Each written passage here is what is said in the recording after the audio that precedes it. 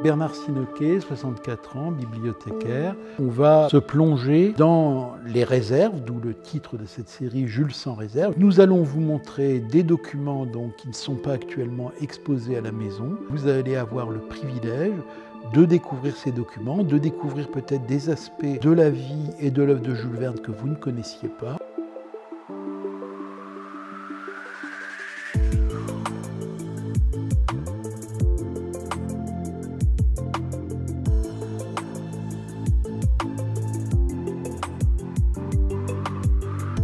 Jules Verne est un grand voyageur. C'est pas un explorateur non plus, mais c'est quelqu'un qui voyage plus que la moyenne des gens de son époque. Dans nos collections, on a toute une série de témoignages de ses voyages. Et donc il va, entre autres, réaliser un voyage dans les pays scandinaves, la Suède, la Norvège et le Danemark, dont il va ramener un carnet ou dans lequel il a pris énormément de notes. À l'été 1861, en juillet et en août, donc part de Paris, traverse l'Allemagne, prend un bateau à Lübeck pour partir vers la Suède. Et tout au long de son voyage, il va prendre des notes qui, d'ailleurs, n'ont pas forcément un but de préparation littéraire. Il note tout ce qui vient, tous les événements, les menus des restaurants dans lesquels il déjeune ou il dîne, les hôtels qu'il fréquente. En même temps qu'il prend des notes, il dessine. Et en plus, il a un très beau coup de crayon. Là, on a par exemple, à l'entrée donc du port de Stockholm, il y a une île, l'île de Kastelholmen,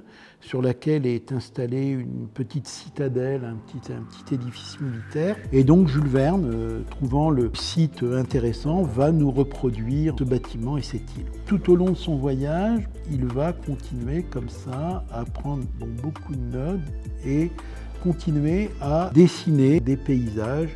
Là, on est à l'entrée de la Norvège. Et surtout, Jules Verne va s'intéresser à une région qui va beaucoup le marquer. C'est le Télémark, une région rurale de la Norvège, dans lequel il va noter des bâtiments ruraux comme cette ferme, ce moulin à eau, une cascade, donc la cascade de Rjukan. Et en même temps, il parle des personnages qu'il rencontre. Le terme écrivain-voyageur s'applique aisément à Jules Verne.